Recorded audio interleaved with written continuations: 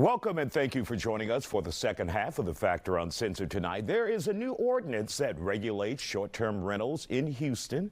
The new ordinance was unanimously approved by Houston City Council. It requires owners and operators of properties like Airbnb and Verbo. What is that? VRBO? Is that Verbo? All right. To register those properties with the city for $270 fee.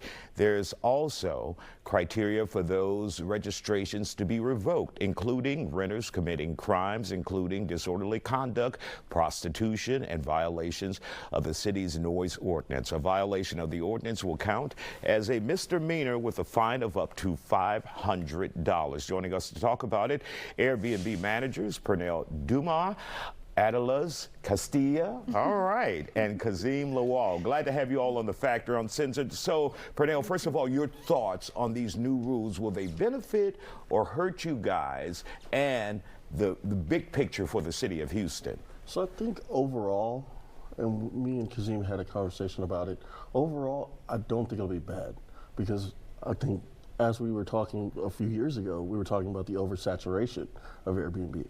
But adding this barrier may actually help in the long run to kind of eliminate some of the unnecessary people that are just booking or just listing their house just to list it.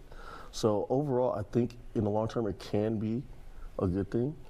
But obviously in the short term, we're all like, what?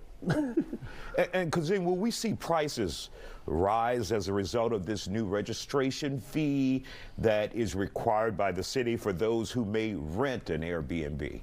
Well, the guests are probably going to take get the cost that's coming on to us.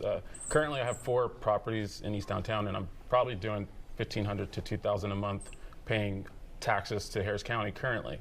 So with this ordinance in my 4 properties, you're adding another $1,300 a year that I'm going to have to pay to run my business. So yes, the guests are going to absolutely pay for that. After that, does it seem worth it to you then? It's worth it for me because it's a pay-to-play kind of model. If you have to pay Harris County to operate in Harris County, but it definitely makes me wonder why we are being charged to operate, and what's the real reason? Is this a cash grab, or are we really trying to help the public? Do you think many homeowners or residents who may live nearby Airbnbs, they've had enough? And then there have been some situations, not all, not most, but there have been some situations where parties have gone out of control, law enforcement called out. Do you think this is to appease those who may live around Airbnbs? Well, yes, I think so. With all the news and everything going on, we've seen a lot of stories, unfortunately, of parties going on, disturbances of the neighbors, and this has contributed to that. I feel like this is a way for the city of Houston, because it was on the table for Airbnb to be completely shut down from Houston, and I think this is a way for Airbnb to stay, but with limits, so other people that are complaining about it can feel safe and can feel like, okay, we did something about it. Now you can let us run our business. and Pernell, from your perspective, did it get pretty bad out there? Oh, it was bad. We had people just, first-time renters letting people, come into their homes and completely destroy them, coming back, and the house is unrecognizable at certain points, but that's because they didn't understand. Putting these regulations is really going to help, because it's going to be like, wait, why are these regulations here? Because this and this and this happened, right? So they'll be able to be like, okay, maybe I should take a second thought before I list my personal home on this platform where it can be destroyed. And is there a way to weed out the bad renters out there? and weed out? As a host, I don't think there's a way for us to keep out guests, and Airbnb doesn't have a policy of turning anyone away. And do you think that's an issue? That is an issue, and I think there's a misconception that we like to have parties at our properties. We hate partiers, so I would like for Airbnb to work with hosts to try and attack bad guests, because if I traveled outside the country and I broke their laws, they're going to charge me, not the Ritz-Carlton or wherever I'm staying. So it's an interesting way to sort of curb parties, have us register and all that kind of stuff, but it's not going to stop anything.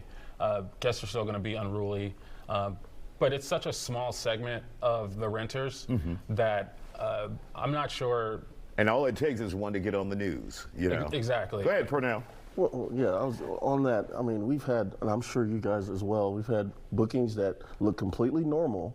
You know, they'll pay the normal fees, be one person, and then, for instance, I had a situation with a Pearland property. The fire marshal actually found the flyer for their party on the website. So when you looked up Pearland, you would see right next to our mayor a flyer with the house and a big girl just dancing in front of the house. So trying to shut that down and like saying, hey, look, you know, obviously we have to cancel their booking. Airbnb's like, well, we don't see anything wrong with here. We don't. Well, send them the flyer. Now they're like, okay, we'll cancel. But if they don't have a flyer or anything like that, or any way for us to give Airbnb evidence, it's a lot harder to actually cancel bookings. All right. Thank you all for joining us here on The Factor Uncensored tonight. We'll see if these new rules and policies will make a difference.